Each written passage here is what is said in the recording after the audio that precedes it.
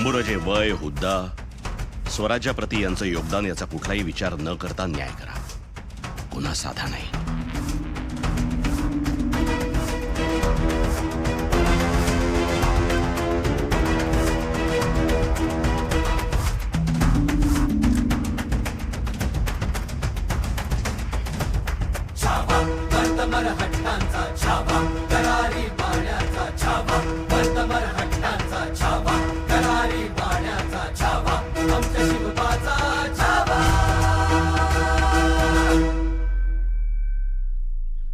पंतांची तलवार आणि बुद्धी नेहमीच स्वराज्य निर्मितीसाठी झिजली आहे.